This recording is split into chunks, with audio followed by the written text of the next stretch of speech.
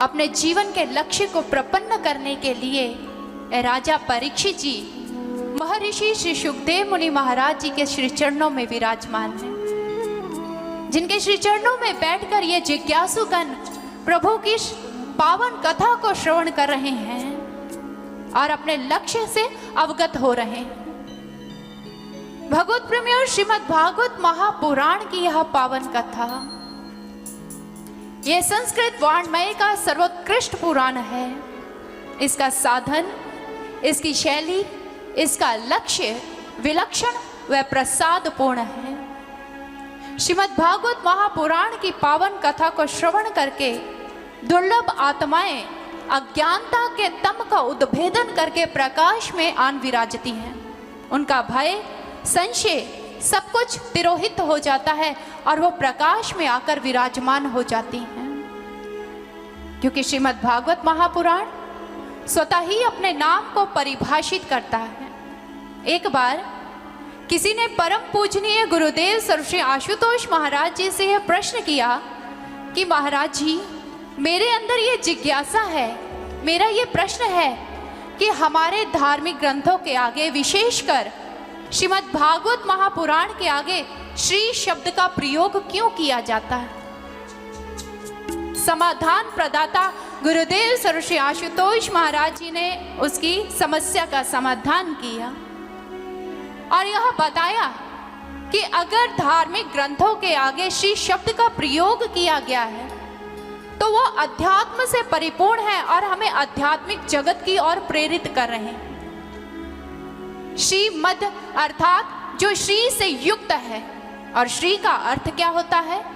श्री का अर्थ होता है, हमारे विभिन्न शास्त्रों में इसकी परिभाषा की गई, श्रीणाति भक्तानां दोषाण हिनस्तेति श्री, अर्थात भक्तों के मार्ग में आने वाली बाधाओं को जो दूर करती है, उनका मार्ग प्रशस्त करती है, वह श्री है। अन्य कहा गया श्रीणाति परिपक्वान करोति शुभ गुणान इति श्री, अर्थात जो हमारे गुणों को परिपक्व करके हमें भक्ति के मार्ग की ओर अग्रसर करती है, वह श्री है। भगवत प्रेमियों, श्री का एक अन्य अर्थ भी है। उसका अर्थ है संपदा, ऐश्वर्य। लेकिन अगर भागवत महापुराण के आगे श्री शब्द का प्रयोग किया गया है तो किसी लौकिक संपदा की ओर इंगित नहीं किया गया है, क्योंकि हमारे महापुरुष कहते हैं संपदो नैव संपदा विपदो नैव विपदा, अर्थात संसार की संपदा संपदा नहीं है, संसार की विपत्ति विपत्ति नहीं है, क्योंकि संसार की जो संपदा है वो नश्वर है, वो हाथों का मैल है, आज इस हाथ में तो कल दूसरे हाथ में। लेकिन यहाँ पर हमारे महापुरुषों ने श्री शब्द का प्रयोग करते हुए हमें ये समझा दिया कि लौकिक संपदा को नहीं, उस अलौकिक संपदा को एकत्रित कीजिए जो इस लोक में तो आपका कल्याण करेगी ही करेगी, आप जब दूसरे लोक में पहुंचेंगे तो वो आपकी सहायक होगी। ऐसी संपदा, नाम रूपी शाश्वत, जो शाश्वत नाम है, उस संपदा को एकत्रित करने के लिए हमारे ये धार्मिक ग्रंथ हमें प्रेरित कर रहे हैं।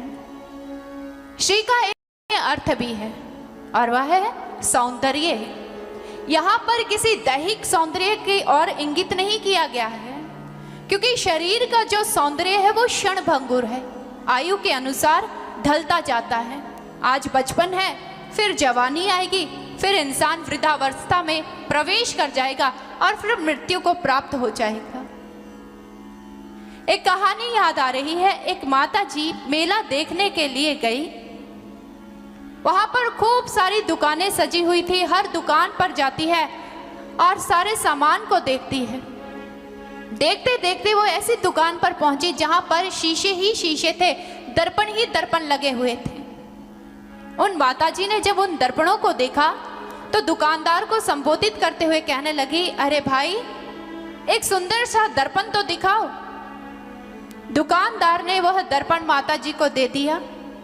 माताजी ने उस दर्पण में अपना प्रतिबिंब देखा, अपने मुख को देखा और फिर मुंह बनाते हुए कहने लगी, नहीं नहीं भाई, ये जो दर्पण है ये अच्छा नहीं, कोई और दर्पण दिखाओ। दुकानदार ने और अच्छा सा दर्पण निकालकर उस माताजी को दे दिया। माता जी ने फिर दर्पण उठाया, अपना मुख देखा और फिर देखते हुए कहने लगी, नहीं भाई, ये भी कोई ज्यादा अच्छा नहीं है, कोई और दर्पण दिखाओ। दुकानदार ने वो दर्पण लिया, कहने लगा, माँ मेरी दुकान में बहुत अच्छे अच्छे दर्पण हैं, मैं आपको और दिखाता हूँ। दुकानदार ने एक और दर्पण दिया, माँ को दिया, और उसने जैसे ही फिर अपना मुख देखा तो कहने लगे, अरे भाई कैसे दर्पण रखे हैं तुमने, ये दर्पण भी अच्छा नहीं है, कोई और दर्पण दिखाओ। करते करते माता जी दर्पण पे दर्पण बदलती गई, लेकिन उन्हें कोई दर्पण ही पसंद नहीं आ रहा था। दुकानदार ने कहा, अरे माँ, मेरे और भी ग्राहक खड़े हैं, बताओ तुम्हें कौन सा दर्पण लेना है। तो वो माता जी कहने लगी, अरे दुकानदार, तेरे दर्पण तो किसी काम के नहीं है। अरे दर्पण तो हमारे जमाने में हुआ करते थे, एक बार मुख देखते थे तो मुख प्रसन्न हो जाता था, मन खिल उठता था अपना ही चेहरा देखकर। तो जैसे ही दुकानदार ने यह सुना, कहने लगे, माता जी दोष दर्पण का नहीं है, दोष तो आयु का है। आज से 30 साल पहले आप ऐसी नहीं दिखती थी जैसी आज आप दिख रही हैं। कहने का अभिप्राय कि शारीरिक सौंदर्य भी क्षणभंगुर है, समय के अनुसार खत्म हो जाएगा, लेकिन हमारे जो धार्मिक ग्रंथ हैं वो हमें आंतरिक सौंदर्य की ओर इंगित कर रहे हैं। हे इंसान, प्रभु की भक्ति के द्वारा अपने मन को सुंदर बना ले, क्योंकि मन सुंदर होगा तो जीवन का कल्याण हो सकता है, मन सुंदर होगा तो चरित्र का निर्माण हो सकता है। इसलिए शरीर को नहीं, अपने मन को सुंदर बनाइए, क्योंकि मन की सुंदरता पर ही वो ईश्वर, वो परमात्मा भी रीझता है। इसलिए श्रीमद् भागवत महापुराण, इस महान ग्रंथ के आगे श्री शब्द का प्रयोग किया गया। श्रीमद् भागवत महापुराण अर्थात वह ग्रंथ जो हमें अज्ञानता से निकालकर ज्ञान की ओर अग्रसर कर दे, जो हमें अंधकार से निकालकर प्रकाश की ओर अग्रसर कर दे, जो हमारे जड़ जीवन में चैतन्यता का संचार करते हैं, उसी का नाम है श्रीमद् भागवत महापुराण। और आज इसी भागवत महापुराण की पावन कथा को श्रवण करने के लिए नैमिषारण्य में शौनक आदि ऋषि जी सूत जी के श्री चरणों में विराजमान है। तो शौनक जी ने हाथ जोड़ते हुए सूत जी से कहा, अज्ञान ध्वंत विध्वंस कोटि सूर्य समप्रभा, सूता क्या ही कथा सारंग मम करण रसायनम, भक्ति ज्ञान विराग विवेको वर्धते महान, माया मोह निराश्च वैष्णवे क्रियते कथम, वैष्णवे क्रियते कथम। हे सूत जी, आपका ज्ञान तो करोड़ों सूर्यों के समान है, अतः आप हमारे कर्णों के लिए रसायन अमृत स्वरूप कथा कहिए। भक्ति ज्ञान वैराग्य से प्राप्त होने वाली बुद्धि किस प्रकार की होती है, वह वैष्णव लोग इस माया के चंगुल से किस प्रकार से मुक्ति प्राप्त कर सकते हैं, कोई शाश्वत साधन हमें बताइए। जैसे ही सूत जी ने श्रवण किया, मुस्कुरा पड़े और मुस्कुराते हुए कहने लगे, हे शौनक जी, आपके हृदय में प्रभु के प्रति प्रेम है, जिज्ञासा है, इसलिए हम आपको वह शाश्वत साधन बताएंगे जिसके द्वारा इंसान अपना कल्याण कर सकता है। सावधानतया सुनो, उसे सावधान होकर श्रवण कीजिएगा। और तब सूत जी शौनक आदि ऋषियों को बताते हैं कि जब श्री सुखदेव मुनि महाराज जी राजा परीक्षित जी को प्रभु की पावन कथा कहनी प्रारंभ करते हैं, तभी क्या हुआ, परीक्षते कथा वक्तुं सभायां संस्थिते शुके, सुधा कुंभं गृहीत्वैव देवास्तत्र समागम। जैसे ही श्री सुखदेव मुनि महाराज जी ने राजा परीक्षित जी को कथा कहनी प्रारंभ की, तो स्वर्ग के देवता स्वर्गामृत लेकर श्री सुखदेव मुनि महाराज जी के श्री चरणों में विराजमान हो जाते हैं और हाथ जोड़ते हुए कहने लगे, हे महानुभाव, हम ये स्वर्गामृत लेकर आए हैं, इस अमृत का पान आप राजा परीक्षित जी को करवा दीजिए, वो अमर हो जाएंगे, परंतु इसके बदले में आप हमें प्रभु की पावन कथा का रसास्वादन करवाइए। श्री सुखदेव मुनि महाराज जी कहने लगे, हे देवगणों, कथा अमृत का पान राजा परीक्षित जी ने करना है, अतः हमें उन्हीं से पूछना पड़ेगा। श्री सुखदेव मुनि महाराज जी राजा परीक्षित जी को संबोधित करते हुए कहने लगे, राजन बताइए क्या निर्णय है आपका, स्वर्गामृत का पान करना चाहते हैं या कथा अमृत का पान करना चाहते हैं? परीक्षित जी ने हाथ जोड़ते हुए कहा, हे मुनि श्रेष्ठ, मैं अल्प बुद्धि का जीव हूं। मुझ में इतना विवेक नहीं है कि मैं यह तुलना कर सकूं कि कथा अमृत श्रेष्ठ है या स्वर्ग अमृत श्रेष्ठ है।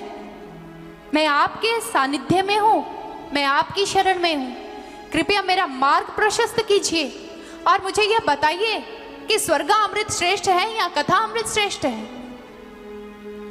श्री सुखदेव मुनि महाराज जी कहने लगे, राजन, स्वर्ग अमृत का पान करके तुम्हें स्वर्ग की प्राप्ति होगी, लेकिन जैसे ही तुम्हारे पुण्यों का क्षय होगा तुम्हें पुनः इस मृत्यु लोक में आना पड़ेगा। लेकिन हे राजन, अगर आप कथा अमृत का पान करके उसे तत्व के द्वारा अपने जीवन में चरितार्थ कर लेते हैं, धारण कर लेते हैं, तो आप सदा सदा के लिए आवागमन के चक्र से मुक्त हो जाएंगे। आप प्रभु में जाकर सम्माहित हो जाएंगे, आपको मोक्ष की प्राप्ति हो जाएगी। तो राजा परीक्षित जी ने कहा, तो हे महानुभाव, मुझे स्वर्ग अमृत पीने की कोई लालसा नहीं है। मुझे कथा अमृत का पान करवाइए और तत्व से प्रभु का दर्शन करवाइए, ताकि मैं प्रभु में जाकर सम्माहित हो सकूं, ताकि मैं मोक्ष की प्राप्ति कर सकूं। भगवत प्रेमियों, जो स्थिति राजा परीक्षित जी के जीवन में घटित हुई, हर एक व्यक्ति के जीवन में यह घटना घटित होती है। उसे चुनाव करना ही पड़ता है। हर इंसान के जीवन में एक ऐसी स्थिति आती है जब उसे चुनाव करना पड़ता है, संसार का या करतार का, माया का या मायापति का, रचना का या रचयिता का, धन का या धर्म का। और जो जिज्ञासुगण, जो प्रभु के भक्त संसार को छोड़कर करतार को मांगते हैं, तो उनके नाम स्वर्णिम अक्षरों में इतिहास के पन्नों में सदा सदा के लिए दर्ज हो जाया करते हैं। और चुनाव की घड़ियां हर युग में आई। आइए आपको लेकर चलते हैं सतयुग में। चुनाव की घड़ियां आई राजा बलि के समक्ष, जो अपना 100वां अश्वमेध यज्ञ कर रहा था। भगवान वामन रूप धारण करके उसके यज्ञशाला के द्वार पर पहुंचते हैं। पहरे से कहा, जाओ राजा बलि से कहो, उनके द्वार पर एक वटुक ब्राह्मण भिक्षा की याचना कर रहा है। राजा बलि जो दान देने के लिए प्रसिद्ध थे, जैसे ही इस बात को श्रवण किया, उसी समय वो उठ खड़े होते हैं। लेकिन उनकी राजनीति का संचालन करने वाले उनके गुरु शुक्राचार्य जी उन्हें संबोधित करते हुए कहने लगे, ठहरो राजन, ये 100वें अश्वमेध यज्ञ की अंतिम आहुति है। इस आहुति को दिए बिना तुम यहां से नहीं जा सकते। राजा बलि ने कहा, क्षमा कीजिएगा मुझे, जब तक मेरे द्वार पर एक भी याचक खड़ा है, मैं ये अंतिम आहुति नहीं दे सकता हूं। पहले मैं दान दूंगा, तदुपरांत ही मैं ये अंतिम आहुति दूंगा। और राजा बलि यज्ञशाला के द्वार पर पहुंचते हैं। भगवान वामन को देखा तो उनका रोम रोम रोमांचित सा हो गया, नेत्र सजल हो गए। उनके चरणों को प्रक्षालित किया और हाथ जोड़ते हुए कहने लगे, कहिए वटुक ब्राह्मण, मैं आपकी क्या सहायता कर सकता हूँ? आप हमसे क्या मांगना चाहते हैं? प्रभु ने कहा, राजन, हम अपने पैरों के अनुसार 3 पग भूमि की याचना करते हैं, क्या आप हमें दे सकते हैं? राजा बलि ने कहा, हाँ वटुक ब्राह्मण, मैं जरूर आपको ये 3 पग भूमि प्रदान करूंगा। लेकिन जैसे ही शुक्राचार्य जी ने सुना, एकदम से कहते हैं, ठहरो राजन ठहरो, आप ये ठीक नहीं कर रहे हैं। आप नहीं जानते हैं, ये वटुक ब्राह्मण के रूप में देवताओं के हितैषी वो नारायण है, वो ईश्वर, वो भगवान खड़े हैं तुम्हारे द्वार पर, और ये 2 ही पग में तुम्हारा सर्वस्व छीन लेंगे। जैसे ही राजा बलि ने यह श्रवण किया, कहने लगे, अगर ये बात सत्य है कि आज संपूर्ण सृष्टि का मालिक मेरे द्वार पर याचक बनकर खड़ा हुआ है, तो हे गुरुदेव, अगर मैं अपना सर्वस्व देकर भी इन्हें प्राप्त कर लेता हूं, तो ये सौदा घाटे का नहीं होगा। और उन्होंने अपनी राजनीति का संचालन करने वाले गुरु शुक्राचार्य जी की बात को नहीं माना और उन्होंने 3 पग भूमि देने का संकल्प कर लिया। और जैसे ही संकल्प किया, उसी समय हमारे प्रभु ने विराट रूप धारण किया। इतना विराट रूप धारण किया कि 2 ही पग में उन्होंने संपूर्ण ब्रह्मांड को माप लिया। और उसके बाद राजा बलि से कहने लगे, बोलो राजन, आपका संकल्प पूर्ण नहीं हुआ है, आप नरकगामी हो जाएंगे, अभी मेरा एक पग शेष है। तो राजा बलि ने हाथ जोड़ते हुए कहा, नहीं प्रभु, आज तक जो मैंने संकल्प किए हैं वो पूर्ण हुए हैं।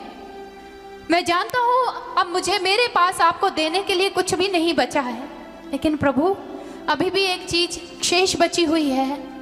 मेरे अहंकार भरे हुए सिर के ऊपर अपना चरण रख दीजिए प्रभु, क्योंकि इस अहंकार भरे हुए सिर के अतिरिक्त अब मेरे पास आपको देने के लिए कुछ भी नहीं है। और हमारे प्रभु ने अपना चरण उठाया, राजा बलि के सिर पर रख दिया, और राजा बलि पर प्रभु इतने प्रसन्न हुए कि उन्हें पाताल लोक प्रदान कर दिया। फिर उससे कहते हैं, कहो राजा बलि, तुम क्या मांगना चाहते हो, हम तुमसे बहुत प्रसन्न हैं। तो राजा बलि ने कहा, प्रभु अगर आप हमसे इतना ही प्रसन्न हैं तो मुझे बस यही चाहिए कि मैं आते जाते हमेशा आपका दर्शन करूं, और मुझे कुछ नहीं चाहिए। प्रभु ने जैसे ही सुना तो कहने लगे, तथास्तु। और संपूर्ण सृष्टि का मालिक राजा बलि का द्वारपाल बन गया, क्योंकि एक वही स्थान था जहां से राजा बलि आते जाते हुए अपने प्रभु को देख सकते थे। आज भक्त ने अपने प्रभु का चुनाव किया तो आज उसका नाम इतिहास के पन्नों में दर्ज है। आइए चलते हैं त्रेता युग में। चुनाव की घड़ियां थी महारानी कैकेयी के समक्ष और भरत जी के समक्ष। वह महारानी कैकेयी जो भगवान श्री राम जी को बहुत प्रेम करती थी, अपना सारा वात्सल्य, अपनी सारी ममता उन पर लौटाती थी, लेकिन वह कैकेयी चुनाव कर बैठी संसार का। राम के लिए उसने 14 वर्षों का वनवास मांगा और अपने पुत्र भरत के लिए अयोध्या का राज्य मांग लिया। लेकिन क्या हुआ, जिस कैकेयी ने राम को छोड़कर अयोध्या मांगी, उसका हश्र क्या हुआ? पति ने उसका परित्याग कर दिया, उसके पुत्र ने ही उसे मां कहने से इनकार कर दिया। समाज के लोगों के समक्ष वो घृणा का पात्र बन गई। हाँ, वो राजमहलों में रही, 56 प्रकार के व्यंजनों का सेवन भी करती रही, रेशमी परिधानों को भी धारण करती रही, लेकिन वही कैकेयी तिल तिल कर जलती रही, मरती रही, उसे शांति नहीं मिल पाई। और आज कोई कैकेयी का नाम लेना और रखना भी पसंद नहीं करता है। लेकिन वहीं पर चुनाव किया भरत जी ने। जब उन्हें यह ज्ञात हुआ कि मेरी मां ने मेरे राम को 14 वर्ष का वनवास और मेरे लिए अयोध्या मांग ली है, तो भरत जी कहने लगे, मां ये तूने क्या कर डाला? मेरी अयोध्या ये ईंट पत्थरों की अयोध्या नहीं है। मेरी अयोध्या तो वहां पर है जहां मेरे राम के चरण है, जहां मेरे प्रभु के चरण है। अवध तहा जहां राम निवासु, तेही दिवस जहां भानु प्रकाशु।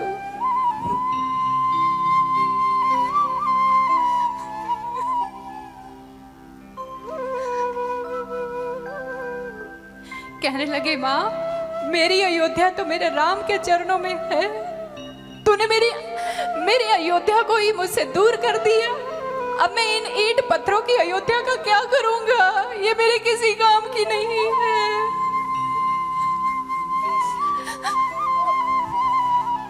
भरत जी ने अयोध्या के राज्य को ठोकर मार दी।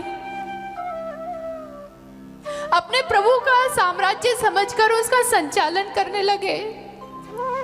उन्हीं की भांति कंदमूल खाकर अपने जीवन का निर्वाह करने लगे।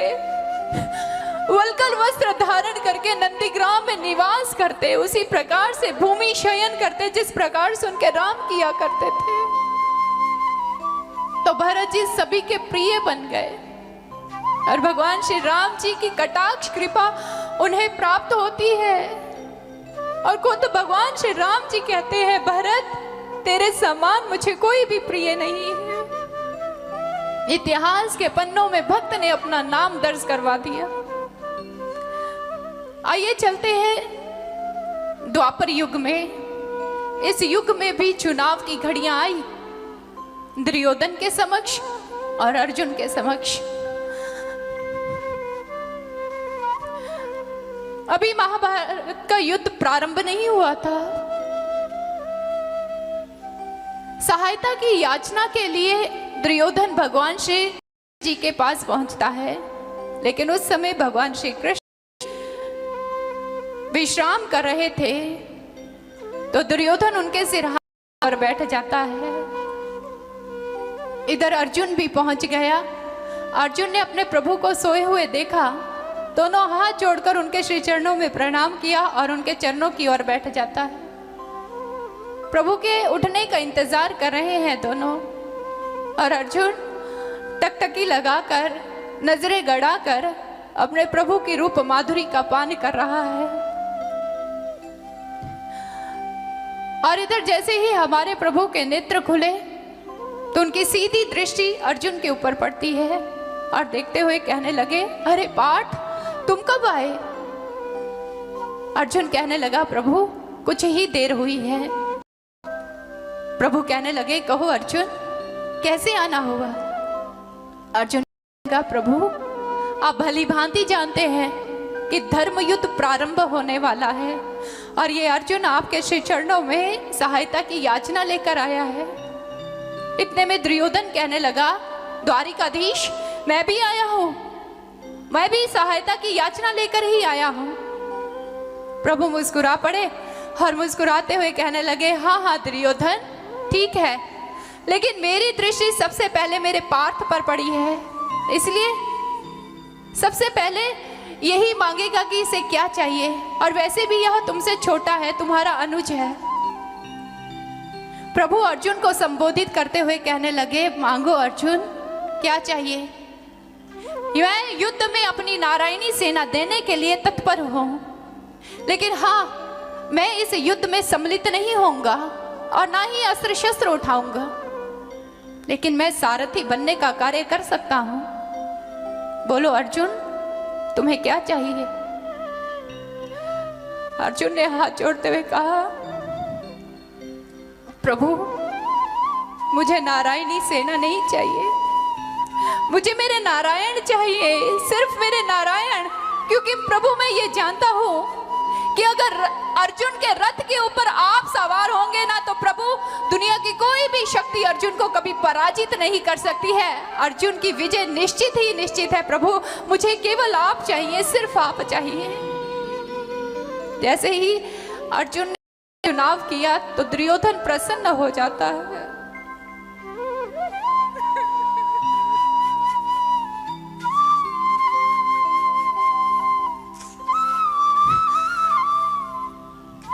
अर्जुन, दुर्योधन प्रसन्न हो गया कि अब मुझे नारायणी सेना मिल गई, और कहने लगे, ठीक है द्वारिकाधीश,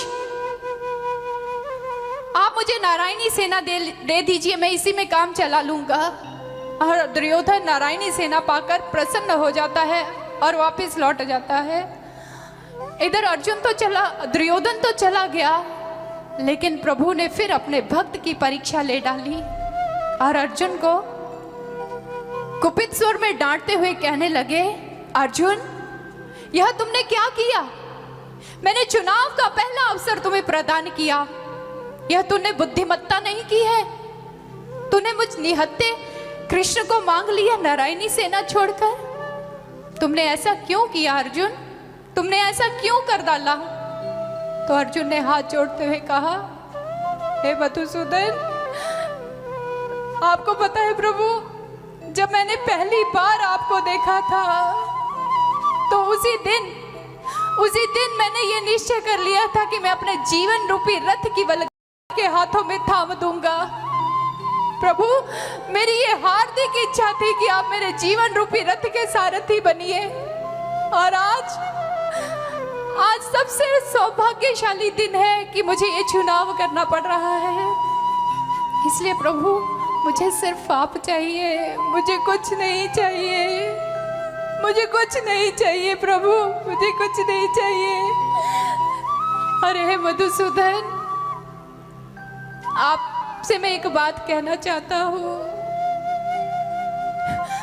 प्रभु, कैसी भी परिस्थिति आए, कैसे भी क्षण आए, लेकिन आप मुझे कभी मत भूलना प्रभु, आप मुझे कभी मत भूलना। संत महापुरुष ही होते हैं जो परमार्थ को ही अपना स्वार्थ बना लिया करते हैं, और परमार्थ किए बिना फिर वो रह नहीं सकते हैं, क्योंकि उनसे समाज का, लोगों का दुख देखा नहीं जाता है। वो चुप करके नहीं बैठ सकते हैं। समाज के दुख को दूर करने के लिए, लोगों को इस अधर्म के मार्ग से हटाकर धर्म के मार्ग पर अग्रसर करने के लिए सदैव प्रयासरत रहते हैं। वो चुप होकर नहीं बैठते हैं, हमेशा प्रयत्नशील रहते हैं। कहते हैं एक बार दयानंद सरस्वती जी के पास एक व्यक्ति आया और उनको संबोधित करते हुए कहने लगा, क्या आपने देश देश समाज समाज लगा रखी है? दूसरों की भांति आप चुप करके नहीं बैठ सकते हैं? तो दयानंद सरस्वती जी ने उत्तर देते हुए उनसे एक प्रश्न किया, अच्छा भाई यह बताओ, अगर एक आदमी के ऊपर, उसके शरीर में बहुत सारे पस पड़ी हो और जख्म हुए हो, उसके ऊपर मक्खियां भिन भिना रही हो, लेकिन फिर भी वो व्यक्ति कोई प्रतिक्रिया ना कर रहा हो, ऐसे व्यक्ति को तुम क्या कहोगे? तो उस व्यक्ति ने कहा, अगर एक इंसान के शरीर में पस पड़ी हुई है, मक्खियां भिन भिना रही हैं, लेकिन वो फिर भी कोई प्रतिक्रिया नहीं कर रहा, तो इंसान नहीं हो सकता, वो तो मुर्दा ही हो सकता है, वो एक डेड बॉडी हो सकता है।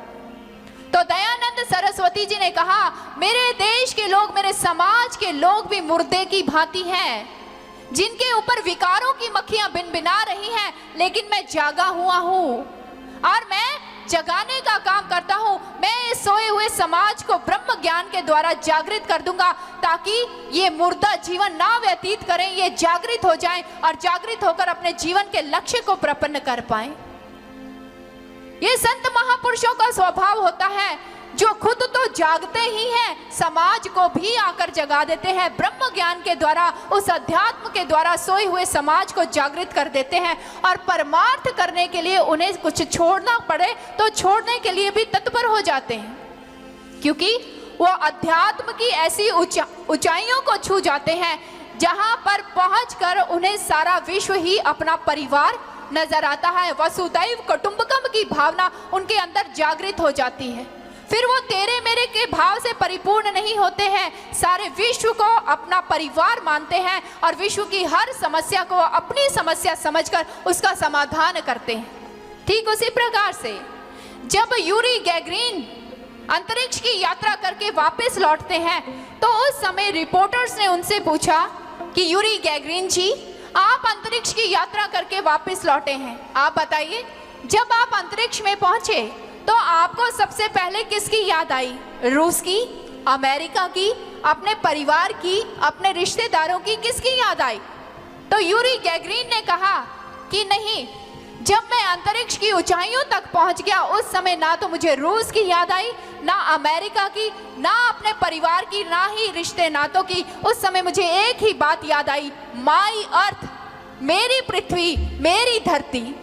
इसी प्रकार से जब एक संत महापुरुष अध्यात्म की ऊंचाइयों को छू जाते हैं, तो उनके लिए फिर ये मेरा, ये तेरा नहीं रहता, उनके लिए सारा विश्व ही उनका परिवार होता है। वो ऐसी उच्च अवस्था को प्राप्त हो जाते हैं और ऐसी अवस्था को प्राप्त करके समाज का कल्याण करने के लिए, सब कुछ त्यागने के लिए सदैव तत्पर रहते हैं। कहते हैं स्वामी राम तीर्थ जी से किसी ने कहा कि स्वामी जी, आपने अपने परिवार का परित्याग क्यों कर दिया? तो राम तीर्थ जी ने मुस्कुराते हुए कहा, छोटे परिवार का परित्याग इसलिए किया ताकि मुझे एक बृहद परिवार मिल सके, एक बड़ा परिवार मिल सके। और वो इसलिए किया कि जिस आनंद की अनुभूति आत्मज्ञान के द्वारा मैंने की है, मैं ये चाहता हूं कि जन जन को मैं इसी आत्मज्ञान की अनुभूति करवा दूं। जो आनंद मैंने चखा है, सारे समाज के लोग उस आनंद को चख लें। और ऐसे महापुरुष परमार्थ की भावना से इस प्रकार से परिपूर्ण हो जाते हैं भगवत प्रेमियों, कि अगर उन्हें अपने शरीर को दांव पर लगाना पड़े तो अपना शरीर भी दांव पर लगा देते हैं। महर्षि दधीची जी अपने आश्रम में निवास कर रहे थे कि नारद जी उनके पास पहुंचे। तो नारद जी ने उन्हें संबोधित करते हुआ कहा, महर्षि दधीची जी, आपकी इच्छा क्या है? आप अपनी इच्छा हमसे कहिए। महर्षि दधीची जी ने जब नारद जी की इस बात को श्रवण किया, तो श्रवण करने के उपरांत वे चिंतन और मनन करने लगे, अंतःकरण की गहराइयों को टटोल कर देखने लगे कि कौन सी इच्छा है। लेकिन यौवना अवस्था में ही वो भक्ति के शिखर को प्राप्त हो चुके थे। तप का सूर्य उनके संपूर्ण व्यक्तित्व को प्रकाशित कर रहा था और उसी प्रकाश में उन्होंने जब अवलोकन किया तो उन्हें अपनी कोई इच्छा दिखाई नहीं पड़ी। फिर उन्होंने नारद जी को संबोधित करते हुए कहा, नारद जी, मेरी एक ही इच्छा है कि मेरी चेतना के साथ साथ मेरा ये शरीर भी समाज कल्याण के कार्य में संलग्न हो जाए, समाज के लिए मेरा ये शरीर उपयोग में आ जाए। और ऋषि दधीची जी की यह इच्छा फलीभूत हो गई। उस समय वृत्रासुर के आतंक के कारण समस्त देवता लोग भयभीत थे, जनमानस आतंकित हो रहा था। और उस समय उस वृत्रासुर का वध करने के लिए समस्त देवतागण इंद्र सहित महर्षि दधीची जी के पास आते हैं और महर्षि दधीची जी को संबोधित करते हुए कहने लगे, हे महर्षि, हमें आपसे आपकी सहायता चाहिए। और देवराज इंद्र ने महर्षि दधीची जी से ऐसी वस्तु मांगी जिसकी कोई कल्पना भी नहीं कर सकता था, लेकिन महर्षि दधीची जी भी वो वस्तु देने के लिए तत्पर हो गए, तैयार हो गए। और इंद्र ने कहा कि महर्षि, वृत्रासुर को मारने के लिए हमें आपकी अस्थियों का दान चाहिए। तो महर्षि दधीची जी प्रसन्न हो गए, यही तो मेरी इच्छा थी कि मेरी चेतना के साथ साथ मेरा ये शरीर भी समाज कल्याण के कार्य में संलग्न हो जाए, समाज के लिए प्रयोग में आ जाए, और आज मेरी ये इच्छा फलीभूत हो रही है। अत्यंत प्रसन्न हुए महर्षि दधीची जी और उन्होंने योगा अग्नि के द्वारा उसी समय अपने शरीर का परित्याग कर दिया। इंद्र ने उनकी अस्थियों के द्वारा वज्र का निर्माण किया और उन्हीं अस्थियों के बने हुए वज्र के द्वारा उन्होंने वृत्रासुर का नाश किया और समाज को उसके आतंक से मुक्त कर दिया। ऐसे होते हैं संत महापुरुष जो परमार्थ की भावना से परिपूर्ण हो जाते हैं। वो स्वयं तो परमार्थ की भावना से परिपूर्ण होते ही हैं भगवत प्रेमियों। जो जो उनके संपर्क में आता है, ब्रह्म ज्ञान की अग्नि उनके घट के अंदर प्रज्वलित करके उनको भी परमार्थ की डगर पर अग्रसर कर देते हैं। और वो उनसे ऐसी जागृत आत्माओं से ये आशा लगा कर रखते हैं कि जो आनंद उन्होंने ज्ञान के द्वारा प्रपन्न किया है वो सारे समाज में इसका वितरण कर दें, ताकि सारा समाज के लोग उस आनंद को प्राप्त कर सके, उस शांति को प्रपन्न करके अपना जीवन सुखमयी बना सके। ऐसे संत महापुरुष खुद तो परमार्थ की डगर पर चलते हैं, उनके शिष्य भी फिर उनके पीछे परमार्थ की डगर पर अग्रसर हो जाते हैं। स्वामी रामकृष्ण परमहंस जी ने जब स्वामी विवेकानंद जी को ब्रह्म ज्ञान प्रदान किया, उनके घट के अंदर ईश्वर की प्रत्यक्ष अनुभूति करवाई, तो रामकृष्ण परमहंस जी से दीक्षित होकर स्वामी विवेकानंद जी भी अपने गुरु के पद चिन्हों पर चल पड़े और परमार्थ की भावना से परिपूर्ण हो गए। और कन्याकुमारी के ऐतिहासिक शिला पर खड़े होकर उन्होंने यह बात कह दी, नहीं चाहिए मुझे मोक्ष, जब तक मेरे भारत का एक भी गरीब क्षुधा से पीड़ित है मुझे मोक्ष नहीं चाहिए। मैं तब तक भारत में जन्म लेता रहूंगा जब तक मेरे ये भारत के लोग मोक्ष के अधिकारी ना हो जाएं और इस गरीबी से वो मुक्त ना हो जाएं। ये इसे कहते हैं परमार्थ की भावना से परिपूर्ण हो जाना। संत ज्ञानेश्वर जी ने भी मराठा साधकों को झिझकोर कर रख दिया था, अरे तुम बैकुंठ का आनंद लेने के लिए खुद ही चल पड़े, बात तो तब है जब नारायण के बैकुंठ को इस धराधाम पर ही ला दो। क्योंकि ऐसे संत महापुरुष जो परमार्थ की भावना से परिपूर्ण होते हैं, वो अपने शिष्यों से यही आशा लगाते हैं कि वो भी परमार्थ की भावना से परिपूर्ण होकर जन जन को इस अध्यात्म का वितरण कर दें, इस ब्रह्म ज्ञान को जन जन तक पहुंचा दें। इसलिए हम आपको बताना चाहेंगे भगवत प्रेमियों कि परम पूजनीय गुरुदेव सर्वश्री आशुतोष महाराज जी ऐसे ही महापुरुष हैं, ऐसे ही युग पुरुष हैं जो परमार्थ की भावना से परिपूर्ण हैं, जो समाज का कल्याण करने के लिए सदैव तत्पर हैं, जो समाज की हर समस्या को अपनी समस्या समझकर उसका समाधान कर रहे हैं। ना केवल गुरुदेव सर्वश्री आशुतोष महाराज जी, बल्कि गुरुदेव सर्वश्री आशुतोष महाराज जी ने ब्रह्म ज्ञान के द्वारा जिस जिस हृदय को जागृत किया है, वो हर जागृत हृदय आज परमार्थ की डगर पर अग्रसर है। और इस प्रकार से परमार्थ की डगर पर अग्रसर है कि वो सारे समाज, सोए हुए समाज को जगाने के लिए निकला। क्योंकि एक बार किसी ने परम पूजनीय गुरुदेव सर्वश्री आशुतोष महाराज जी से यह बात कही थी कि महाराज जी आप समाज को क्या देने के लिए आए हैं। तो उस समय गुरुदेव सर आशुतोष महाराज जी ने कहा, मैं समाज को कुछ देने के लिए नहीं आया हूं, मैं तो समाज को जगाने के लिए आया हूं, समाज के लोगों को जगाने के लिए आया हूं। क्योंकि अगर सोए हुए लोग जागृत हो गए तो इस भारत का अपने आप ही कल्याण हो जाएगा, समाज का अपने आप कल्याण हो जाएगा, व्यक्ति का अपने आप ही कल्याण हो जाएगा।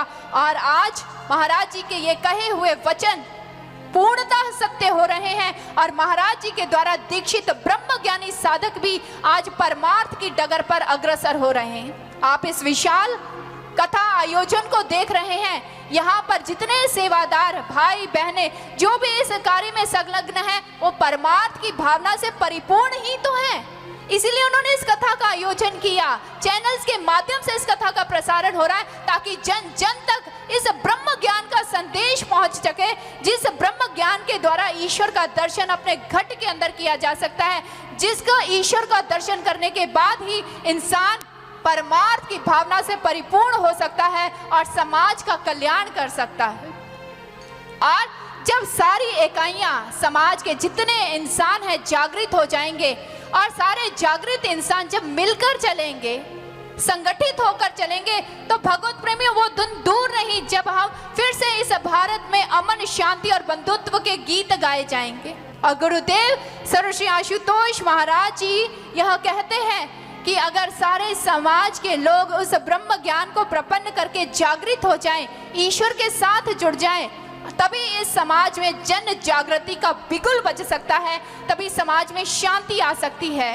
और आज गुरुदेव सर आशुतोष महाराज जी के कृपा हस्त तले ऐसे ब्रह्म ज्ञानी जागृत शिष्यों का एक समूह बन चुका है जो गुरुदेव सर आशुतोष महाराज जी से जागृत हो चुके हैं, उस ईश्वर का, उस परमात्मा का दर्शन अपने घट के अंदर कर चुके हैं। और उन्होंने ईश्वर का दर्शन खुद तो किया ही है, संपूर्ण मानव समाज को भी ब्रह्म ज्ञान का संदेश दे रहे हैं, बता रहे हैं कि इसी ज्ञान के द्वारा परिवर्तन आ सकता है, इसी ज्ञान के द्वारा ईश्वर की अनुभूति कर सकते हैं। इसलिए आज वो इस प्रकार से जागृत हो चुके हैं कि जन जागृति का बिगुल बजाते हुए वो सारे समाज को जागृत करने के लिए निकले हुए हैं, परम पूजनीय गुरुदेव सर आशुतोष महाराज जी की कृपा से।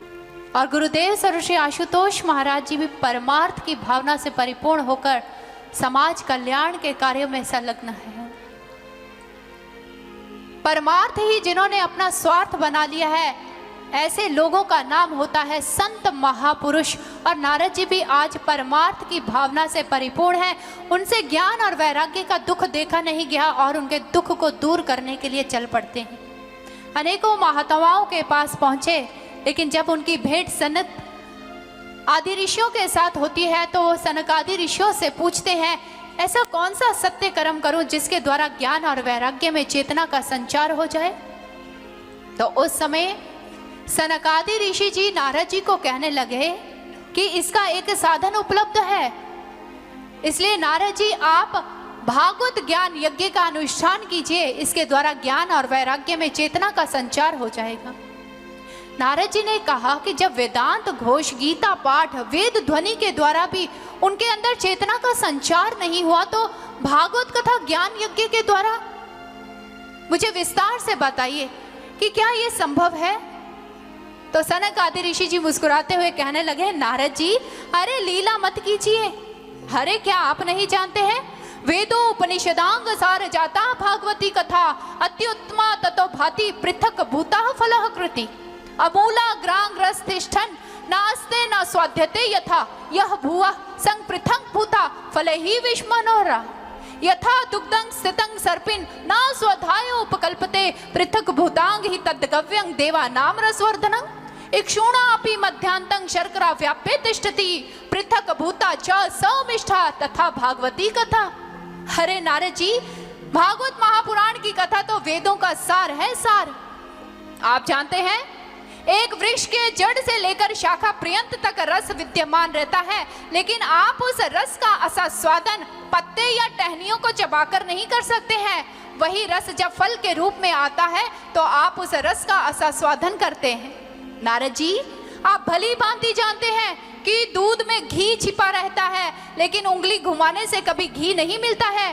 उस दूध को एक प्रक्रिया में से गुजारना पड़ता है, तदुपरांत घी की प्राप्ति होती है जो देवताओं के स्वास्थ्य का वर्धन करती है। अरे नारद जी, ईख चाहे कितनी भी टेढ़ी मेढ़ी क्यों ना हो, लेकिन उसके शोर शोर में खांड व्याप्त रहती है, लेकिन वही जब अलग रूप में हमें प्राप्त होती है तब हम उसका आस्वादन कर सकते हैं। इसी प्रकार से प्रभु की ये पावन कथा वेदों का सार है।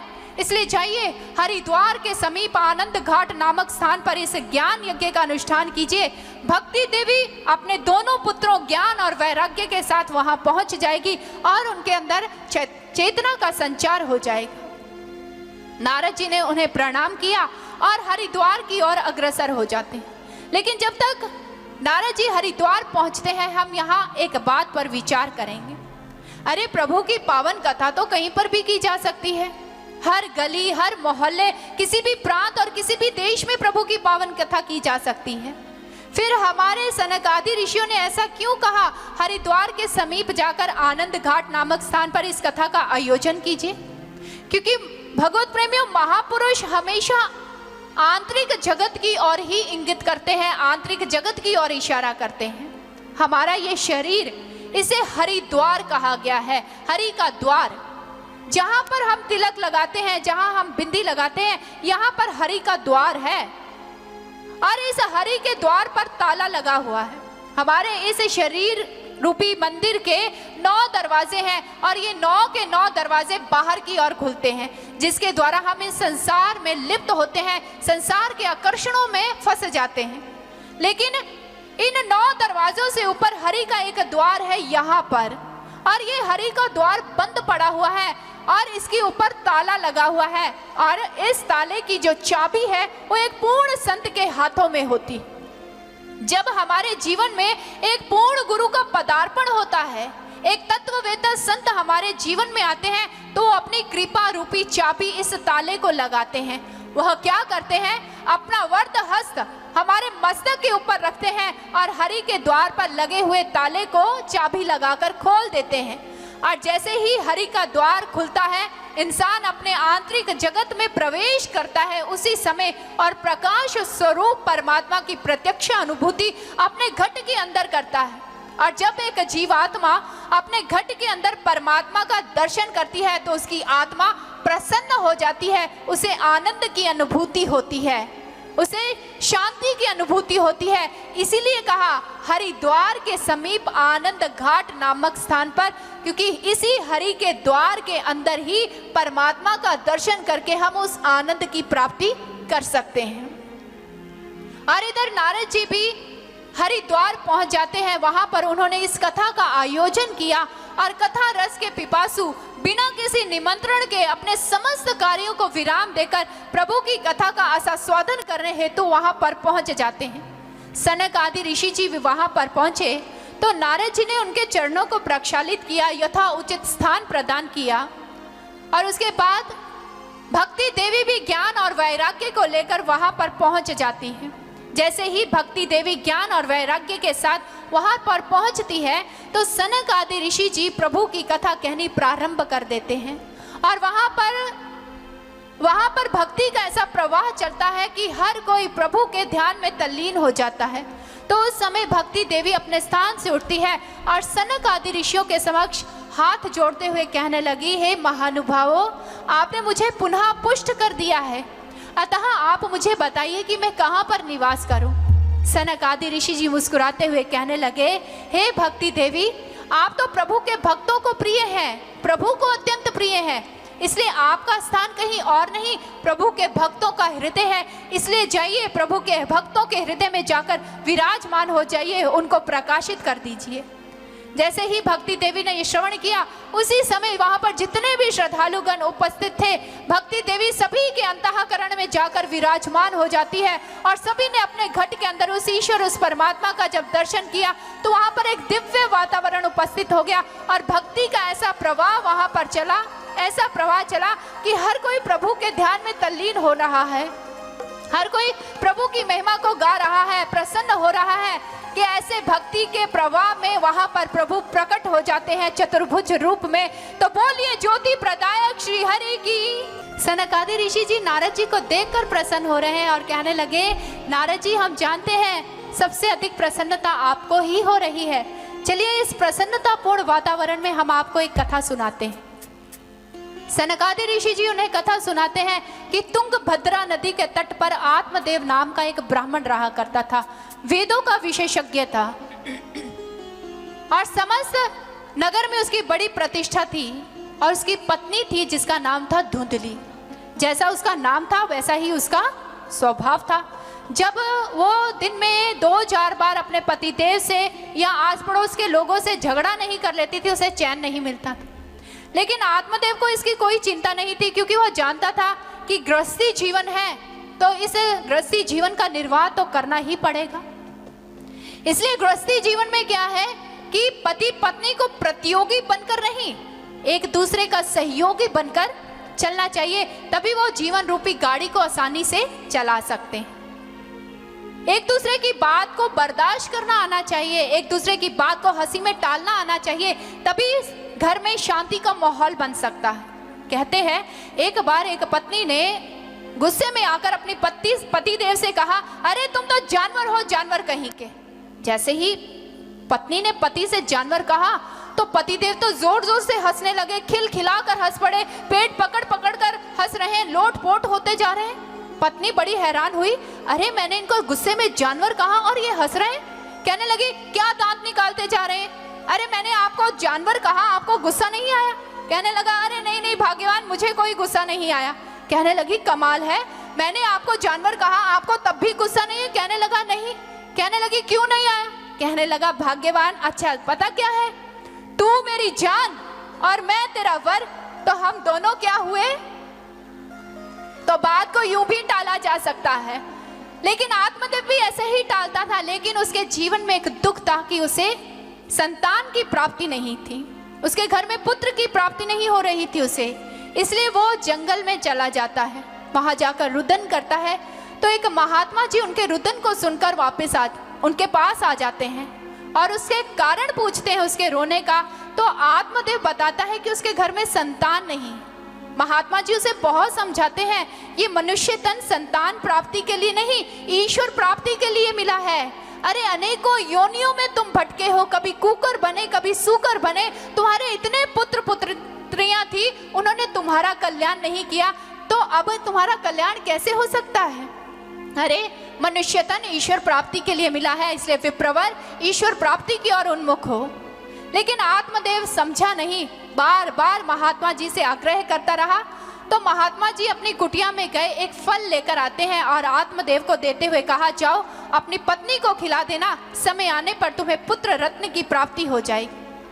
लेकिन धुंधली ऐसे ही स्वभाव की थी, वो उस फल को खाना नहीं चाहती थी और ना ही संतान प्राप्ति करने की उसकी इच्छा थी, क्योंकि वो उस कष्ट को सहन नहीं करना चाहती। इसलिए अपने पतिदेव को आश्वासन देकर कि मैं ये फल खा लूंगी, फल को अपने पास रखा। उसकी बहन आई, उसने अपनी समस्या अपनी बहन से कही, तो उसकी बहन ने कहा, कोई बात नहीं, ये फल तो अपनी आंगन में खड़ी हुई इस बांझ गाय को खिला दे, और मेरे घर में संतान होने वाली है, वो संतान मैं तुझे दे दूंगी। काल चक्र प्रवाहित हुआ। इधर धुंधली की बहन ने अपना पुत्र धुंधली को दे दिया और आत्मदेव बड़ा प्रसन्न होता है कि उसके घर में पुत्र की प्राप्ति हो। और वो जो फल गाय को खिलाया गया था, वो गाय भी एक बालक को जन्म देती है जिसके कान गोए के कान जैसे थे। आत्मदेव 2 पुत्रों को प्राप्त करके प्रसन्न हो जाता है। धीरे धीरे करके उसके दोनों बच्चे बढ़ने लग जाते हैं, लेकिन दोनों के स्वभाव में जमीन आसमान का अंतर आ जाता है। उन्होंने गाय के जो बालक हुआ था उसका नाम गोकर्ण रखा। वो सौम्य स्वभाव का था, बड़ों का आदर करता था, छोटों से प्रेम करता था। लेकिन जो धुंधली के बहन का पुत्र था, वो अत्यंत दुष्प्रवृत्ति का निकला, हिंसक निकला। बच्चों को खेलता तो कुओं में गिरा देता, हमेशा हिंसा करता रहता, लोगों के घरों को आग लगा देता। तो आत्मदेव बड़ा दुखी हुआ। आज वो सोच रहा है, अगर मैंने उसी समय महात्मा जी की बात को मान लिया होता तो अच्छा रहता। ऐसे पुत्र से तो अच्छा था कि इसकी माँ बांझ ही रहती। लेकिन समय की धारा निकल चुकी थी। तो उनका पुत्र गोकर्ण उनके पास आता है और कहने लगा, पिताश्री असारा खलु संसारो दुख रूपी विमोहक सुता कस्य धनं कस्य स्नेहवान ज्वलते निशम। अरे पिताजी, ये संसार तो पल प्रतिपल सरक रहा है, कौन किसका पुत्र कौन किसकी पुत्री। अरे जाइए उस ईश्वर की भक्ति कीजिए, ईश्वर का दर्शन करके अपना कल्याण कीजिए। और भागवत महापुराण कहती है कि आत्मदेव अग्रसर हो गए, उस ब्रह्म ज्ञान को प्राप्त किया और मोक्ष पद के अधिकारी बन गए। इधर धुंधली ने अपनी माँ को बहुत प्रताड़ित किया कि उसकी माँ ने कुएं में छलांग लगाकर आत्महत्या कर ली। और इधर धुंधुकारी जो था वो 5 वैश्याओं के चंगुल में फंस गया, उनकी इच्छा पूर्ति करने लग गया। और एक दिन उसने राजकोष से चोरी करके जब स्वर्ण आभूषण उन वैश्याओं को लाकर दिए तो उन वैश्याओं ने सोचा कि इसके कारण हम भी पकड़ी जाएंगी, इसलिए उन्होंने रात्रि के समय मदिरा के नशे में धुंधुकारी का गला दबाकर उसको मारने का प्रयत्न किया, लेकिन वो मर नहीं रहा। फिर एक वैश्या पाकशाला में जाती है और जलते हुए अंगारे लेकर आती है, उसके मुख में डाल देती है और धुंधुकारी मर जाता है। अपने कुकृत्यों के कारण वो प्रेत योनि को प्राप्त हो जाता है। उस प्रेत योनि में उसे बहुत दुख और कष्ट हो रहे हैं जिसे वह सहन नहीं कर पाता और भयंकर आकृतियां बनाकर वो अपने भाई गोकर्ण को प्रताड़ित करना प्रारंभ करता है। लेकिन गोकर्ण भयभीत नहीं होते हैं और उससे पूछते हैं कि कौन हो तुम जो मुझे भयभीत करने का प्रयत्न कर रहे हो। तब प्रेत योनि में बैठा हुआ धुंधुकारी यह बताता है, अपने कुकृत्यों के कारण मैं प्रेत योनि को प्राप्त हो गया हूँ, मुझे इस योनि में बहुत कष्ट है, मेरा कल्याण कीजिए। तो उस समय गोकर्ण जी भी इसी भागवत ज्ञान यज्ञ का अनुष्ठान करते हैं और वहां पर 7 गांठों वाला एक बांस लगा हुआ था। प्रेत योनि में बैठा हुआ धुंधुकारी उस बांस में आकर हवा रूप में बैठ जाता है। जैसे ही भागवत का पहला दिन संपन्न होता है, उसकी पहली गांठ टूट जाती है बांस की। दूसरे दिन बांस की दूसरी गांठ टूटी और जैसे ही कथा का 7वां दिन संपन्न हुआ तो बांस की जो 7वीं गांठ थी वह भी टूट जाती है और प्रेत योनि में बैठा हुआ धुंधुकारी प्रेत योनि से मुक्त हो जाता है। प्रभु के घर से पार्षद आते हैं विमान को लेकर और धुंधुकारी उस विमान में सवार होकर प्रभु के धाम की ओर प्रस्थान कर जाता है। और इसके साथ ही श्रीमद् भागवत महापुराण का महात्म्य भगवत प्रेमियों यहीं पर संपन्न हो जाता है। परंतु ये कोई साधारण गाथा नहीं है, यह आध्यात्मिक रहस्यों से परिपूर्ण एक गाथा है। तुंग भद्रा, तुंग का भाव होता है अधिक, भद्रा का भाव होता है कल्याणकारी, जो अधिक कल्याणकारी है।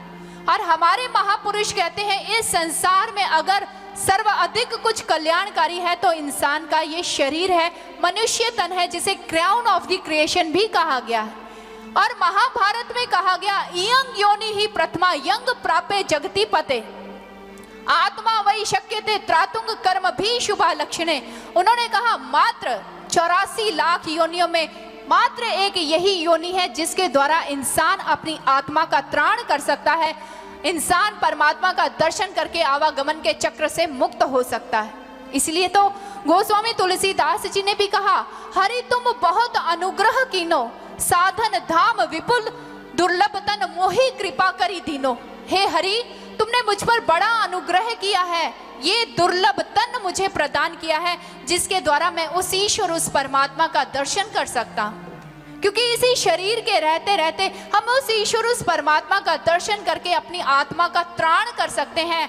और जो लोग इस मानव तन के रहते हुए भी आत्मा का दर्शन नहीं करते, परमात्मा का दर्शन नहीं करते, वह लोग अपनी आत्मा की हत्या करने जैसे वो अपनी आत्मा की हत्या करते हैं।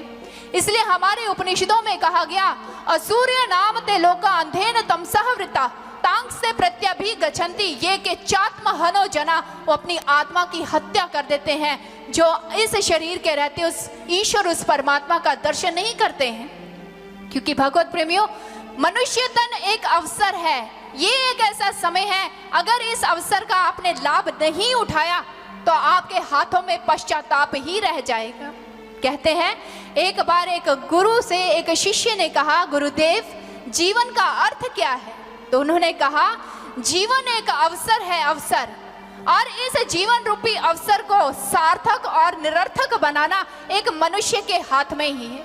वो इस अवसर का लाभ भी उठा सकता है और इस अवसर को अपने हाथ से गवा भी सकता है।